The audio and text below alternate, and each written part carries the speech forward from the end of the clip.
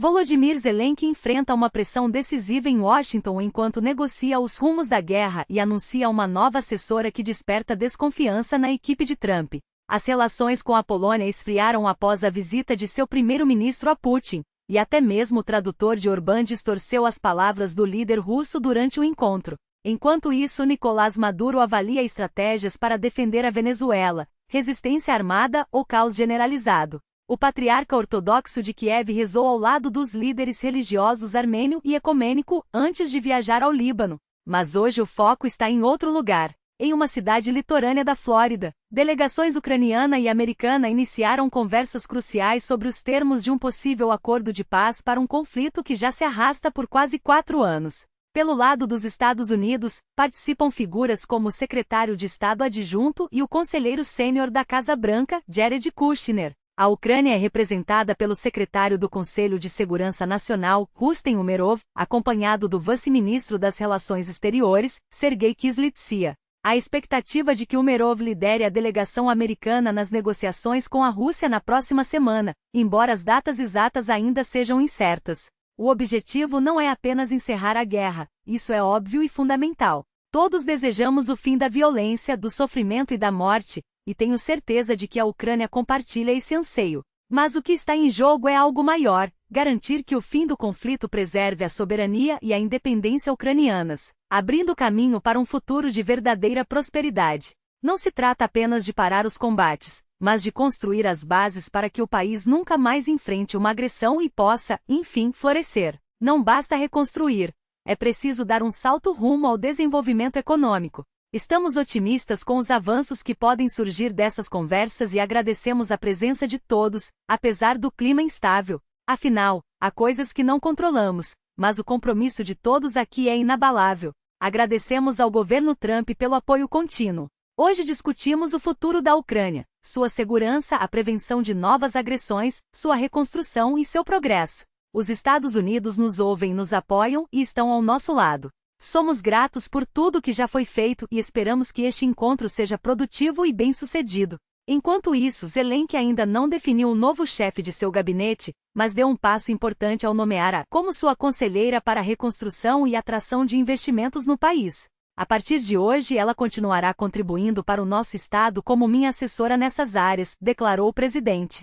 Defenderemos nossa independência e o direito da Ucrânia de ser uma nação soberana e europeia. Garantiremos que o país tenha condições de se proteger e há quase 4 anos, resistimos à invasão russa em larga escala. Mar ocupou o cargo de embaixadora da Ucrânia nos Estados Unidos entre 2021 e agosto de 2025. Sua substituição já era discutida desde o início do mandato de Donald Trump.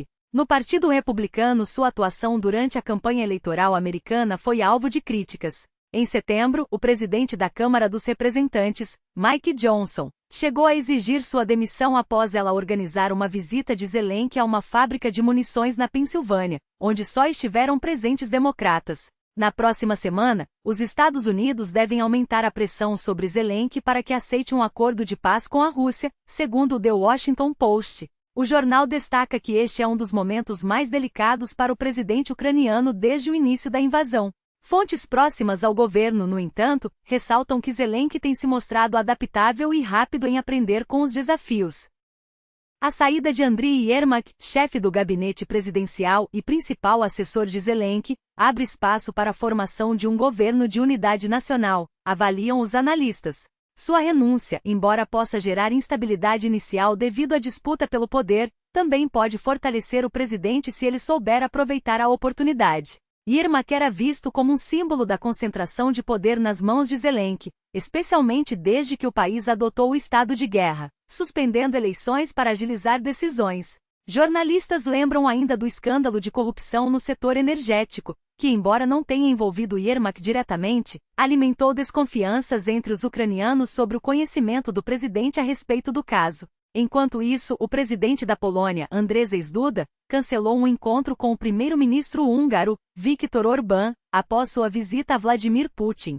Em comunicado, o assessor de política externa do gabinete presidencial polonês, Marcin Przydaxis, afirmou que Varsóvia apoia iniciativas reais para encerrar a guerra, mas a viagem de Orbán a Moscou não se alinha a esse objetivo. A Polônia, inspirada pelo legado de Lech Kaczynski, defende que a segurança europeia depende de ações coordenadas. Por conta do contexto, Duda decidiu reduzir sua agenda na Hungria, limitando-se a uma reunião com o Grupo de Visegrado. Durante o encontro entre Orbán e Putin, o tradutor húngaro cometeu erros graves na interpretação das declarações do líder russo, especialmente em relação à Ucrânia. Segundo o Telex portal húngaro, apenas as formalidades finais foram traduzidas corretamente, enquanto o restante foi adaptado conforme a conveniência. Em negociações diplomáticas, cada lado costuma fornecer seu próprio intérprete para garantir a precisão das palavras. Apesar de todas as dificuldades, nossas relações continuam a se desenvolver, destacou alguém próximo ao Kremlin, em um tom que não convenceu a muitos. É com satisfação que reforço, nossas relações não apenas persistem, mas avançam. Sabemos bem que nossa história é pontuada por momentos distintos, alguns turbulentos, outros promissores. No entanto, hoje o que a sustenta é uma base sólida de pragmatismo e respeito mútuo, onde ambos os lados reconhecem a necessidade de construir pontes, não de erguer barreiras. Mesmo diante de um cenário complexo, mantemos laços de amizade e cooperação. Conheço sua dedicação aos interesses de seu país e de seu povo, e é justamente essa postura que nos permite dialogar com franqueza. Espero que nesta conversa possamos identificar oportunidades concretas para aprofundar nossa parceria. É verdade que nem sempre nossas visões coincidem, especialmente em questões sensíveis. Mas isso não impede que no palco internacional, nossa colaboração renda frutos. O que importa é a disposição para o diálogo aberto, sem tabus, sem receios. Aqui não há espaço para retórica vazia. Falamos, negociamos e, acima de tudo, cumprimos o que prometemos.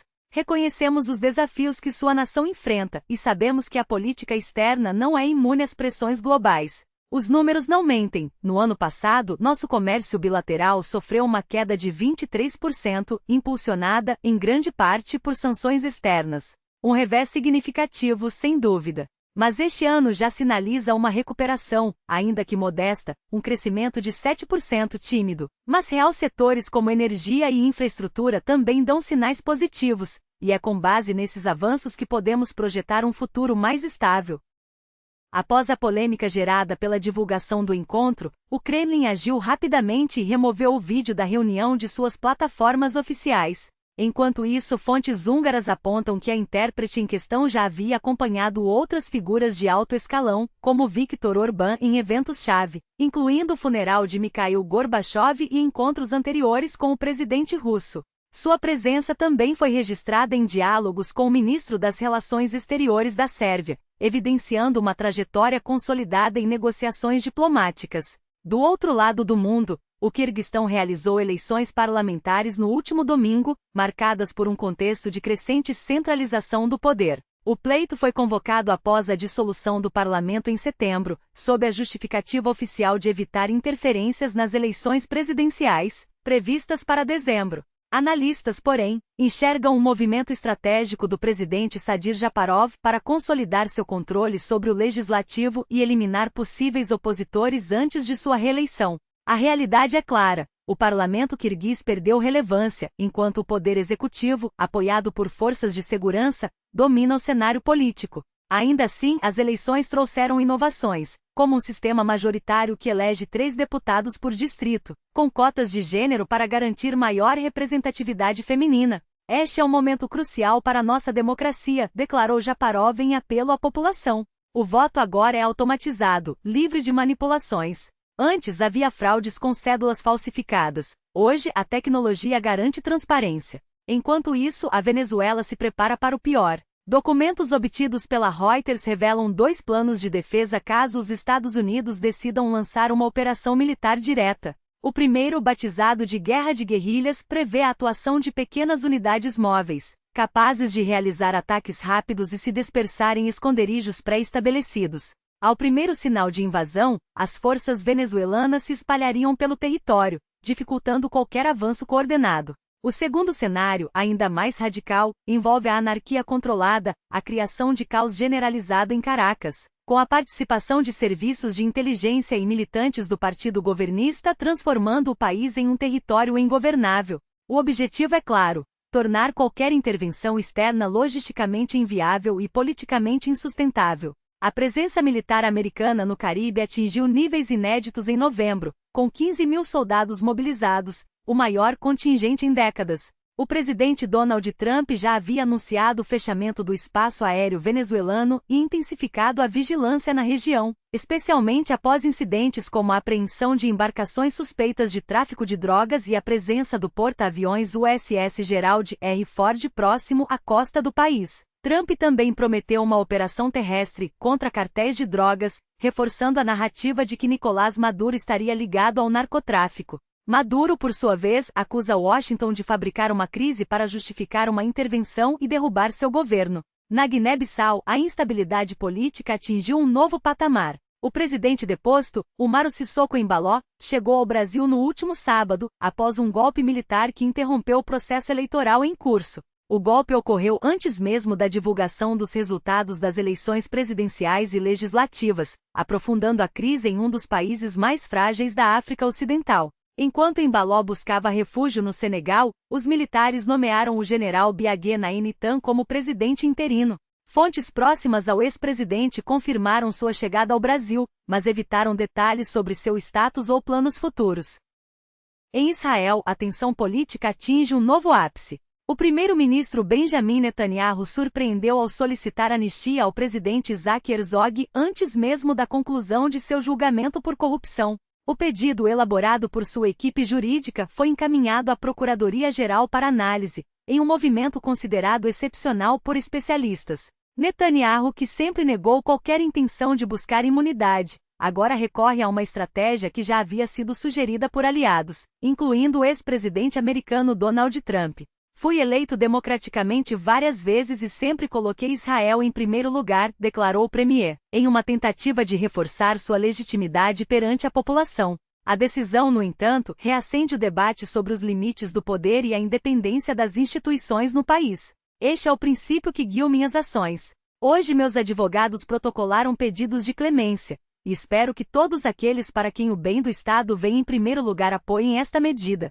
Meu interesse pessoal sempre foi, e continua sendo, ver este processo concluído com um veredicto de absolvição em todas as acusações. No entanto, as realidades da segurança nacional e da política externa exigem uma postura diferente. Israel enfrenta desafios monumentais, mas também oportunidades sem precedentes. Para enfrentar as ameaças e aproveitar essas oportunidades, precisamos de unidade nacional. A continuidade deste julgamento nos divide por dentro, alimenta divergências e aprofunda o abismo que nos separa. Estou convencido, assim como muitos outros, de que sua suspensão imediata trará alívio à tensão e pavimentará o caminho para o consenso tão necessário ao nosso país. Enquanto isso, o líder da oposição, Yair Lapid, insiste que não há alternativa, a não ser minha condenação e prisão. Dirijo-me então ao presidente Herzog. Não é possível conceder clemência sem um reconhecimento de culpa, sem um pedido de desculpas e, acima de tudo, sem minha saída imediata da vida política. Enquanto o mundo assiste a essas divisões, o Papa Francisco, em um gesto de união espiritual, visitou na manhã de domingo a Catedral Armênia Apostólica em Istambul para saudar os fiéis antes de sua partida. O pontífice e o patriarca armênio de Constantinopla lideraram uma oração conjunta, reforçando os laços entre as igrejas. Mais tarde, Francisco participou da Divina Liturgia Ortodoxa na Catedral de São Jorge, presidida pelo patriarca ecumênico Bartolomeu, em um ato que simbolizou a busca pela reconciliação entre os cristãos. Diante de tanto sofrimento, toda a criação que geme em dores, aguarda uma mensagem unificada de esperança. A Igreja não pode se calar diante da guerra e da violência, nem deixar de defender a dignidade humana e a proteção da obra divina. Não podemos ser cúmplices do derramamento de sangue que assola a Ucrânia e outras regiões do mundo.